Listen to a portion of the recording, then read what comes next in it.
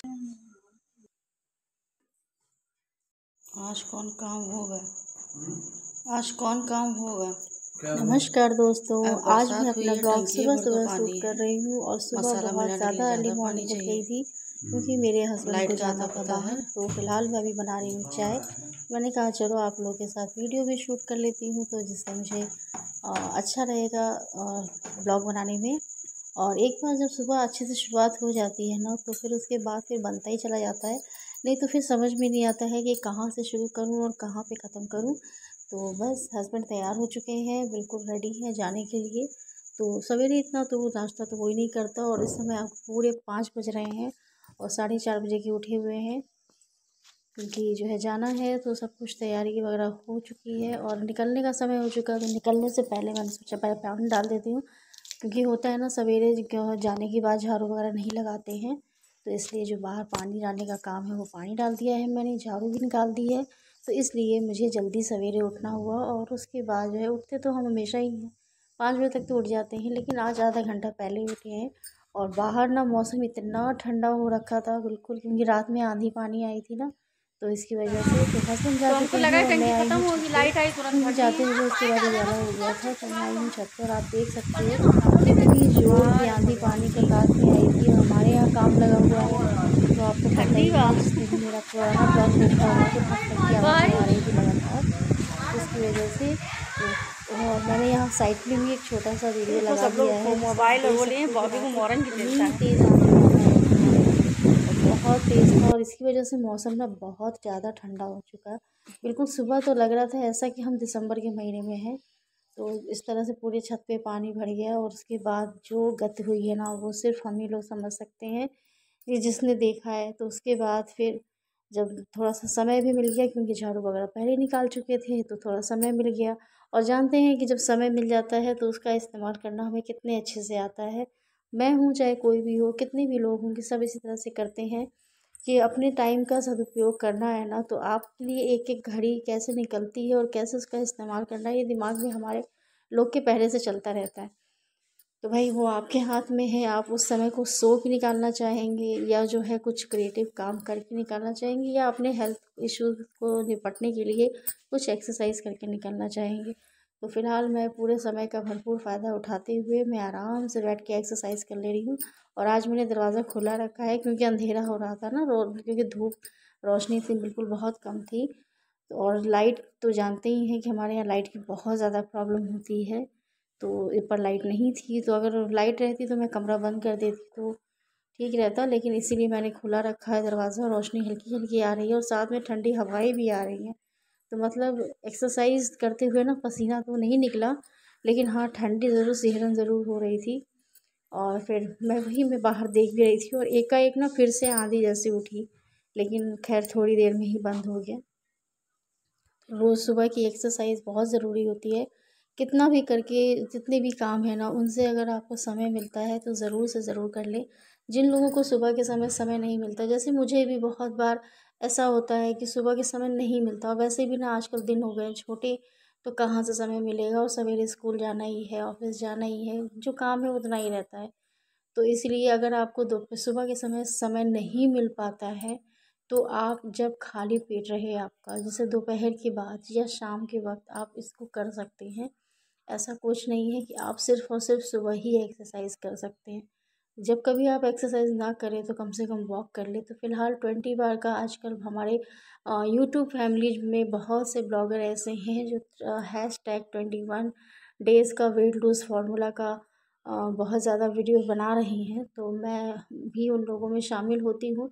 हाँ, मेरा 21 ऐसा कुछ टारगेट नहीं है, लेकिन हाँ, मैं आप लोगों से मैंने पहले ही बताया था कि मैं जो हूँ नवरात्र से लेकर के दिवाली तक के बीच का जो समय है ना, इन समय में मतलब जो भी 30 दिन का समय है, तो मैं उसमें पूरी तरीके से जो भी एक्सरसाइज वगैरह कुछ भी करूँगी वो आप लोग के साथ शेयर करूँगी, अपनी रोज़ की रूटीन शेयर करूँगी।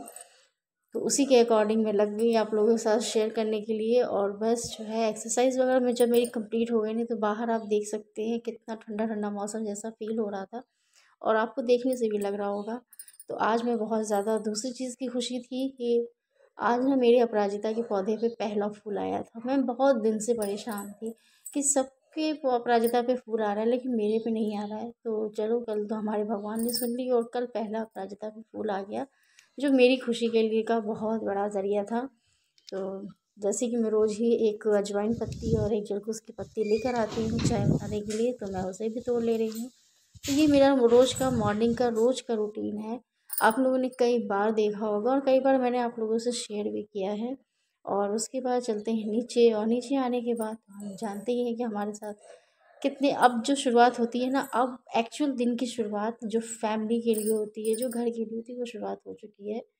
तो मैंने ब्रश वगैरह तो कर ही लिया था और उसके बाद मैंने भिगो रखे थे ये जो है किशमिश और साथ में मेथी दाना।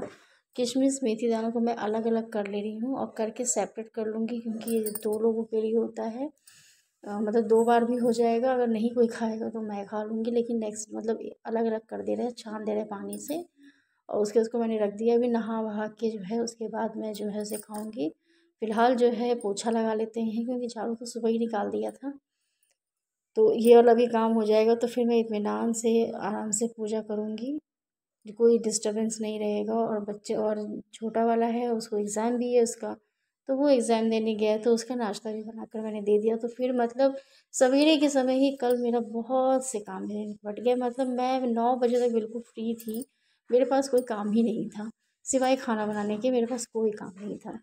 तो होता है कभी कभी आपको इतना समय मिल जाएगा ना कि आप पता नहीं सोचोगे क्या क्या कर लें, और कभी कभी ऐसा होता है कि समय बिल्कुल नहीं मिलता है। तो फिलहाल मैं मिलती हूँ आप लोगों से स्नान वगैरह करने के बाद।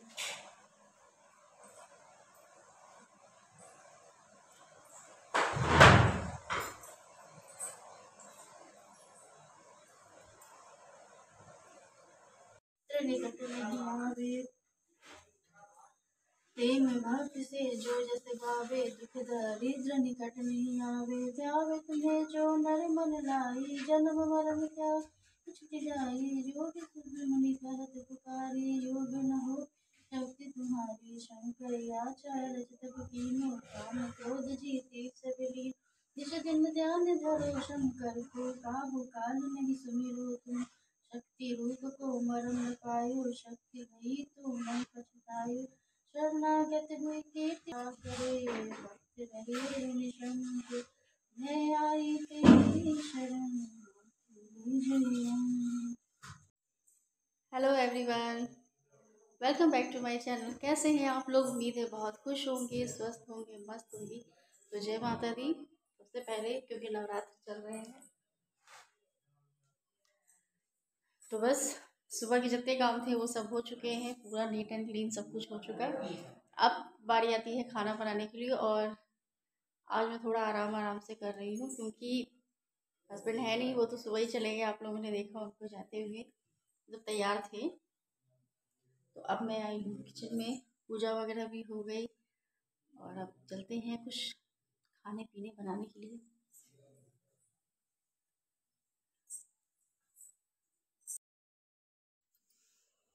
तो सबके लिए चाय मैंने निकाल दी है, निकाल रही हूँ, और सब्जी वगैरह मैं रात में मैंने कट कर लिया था। और बस आप लोग भी आ जाइए मेरे साथ, चाय पी लीजिए।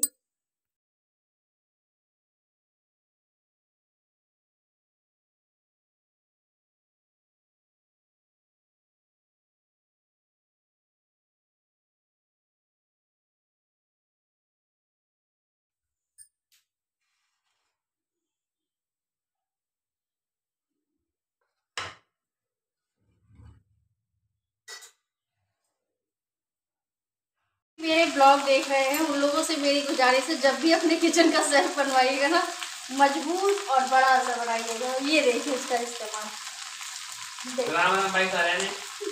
देखिए ये होता है बड़ी जगह का, ये इस्तेमाल है। देखिए आप कितने आराम से अलती पलती मार के बैठ के तब। तो भाई जितने लोग हो, जितनी भी कोशिश करिए जिसका सेल्फ मजबूत बनाइए और चौड़ा बनाइए और बड़ा सा बनाइए, इसके इस्तेमाल कीजिए।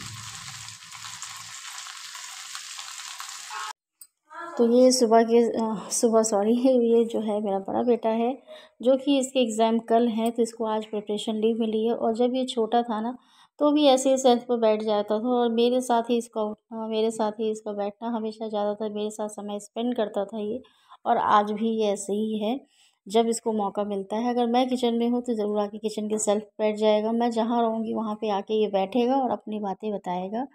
तो मैं जो है, चाहे जितनी भी इसने पढ़ाई की हो ना, आधी से ज़्यादा पढ़ाई इसने किचन में बैठ के की है मेरे साथ।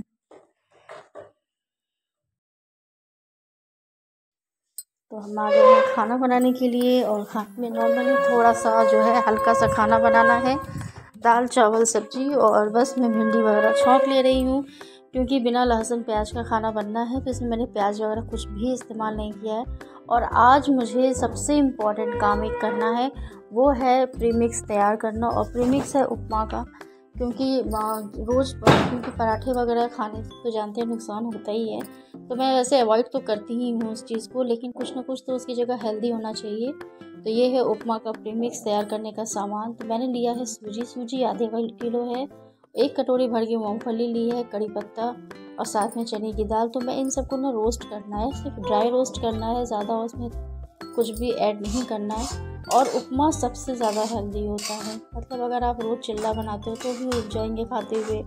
तो अगर आप चाहते हैं कि कुछ हेल्दी खाएं तो सबसे अच्छा बेस्ट ऑप्शन है कि आप उपमा खाएं। और उपमा का प्रीमिक्स एक बार तैयार हो जाता है ना, तो कम से कम ये आप उसको कंटेन कर सकते हैं 1 महीने के लिए आराम से। वो तो क्वांटिटी के ऊपर है कि आपकी क्वांटिटी कितनी है।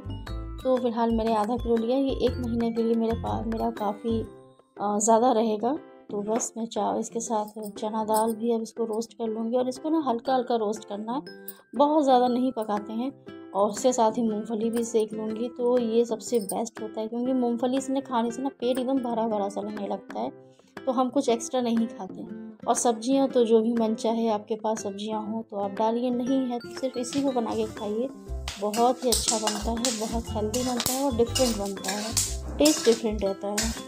और इसके बनने से क्या होगा ना कि जब ये बन जाएगा उपमा, इसका जो बना के रख लूँगी मैं प्रीमिक्स, तो बनाने से थोड़ी देर पहले अगर इसको थोड़ा सा हम भिगो के रख देंगे, थोड़ा फूलने के लिए छोड़ देंगे, तो जल्दी भी बन जाएगा। तो वो वाला काम नहीं करना पड़ेगा कि बस जब बनाना है तो पूरा फिर उसको भूनो, फिर उसको जो है वो करो, तो उस सब टाइम बच जाएगा। मेन चीज़ मकसद है कि हमारा टाइम बच जाएगा, और टाइम बच जाएगा तो हमें खाने में जो है आनाकानी करने की ज़रूरत नहीं पड़ेगी, सोचना नहीं पड़ेगा कि हाँ चलो ये खाएं कि वो खाएं, आज कुछ है नहीं तो क्या बनाओ, चलो पराठा खा लो। तो इन सब चीज़ों से आप बच जाएंगे। और बहुत ही टेस्टी, बहुत ही हेल्दी, आप लोग भी ज़रूर इसको ट्राई करिएगा, बहुत अच्छा बनता है। और मेरे ख्याल से इससे ज़्यादा बेस्ट ऑप्शन वेट लॉस करने वालों के लिए नाश्ता हो ही नहीं सकता। तो बच्चे भी खा लेते हैं इसको कभी कभी, लेकिन मोस्टली मेरे बच्चे तो इसको पसंद नहीं करते, मैं बहुत पसंद करती हूँ।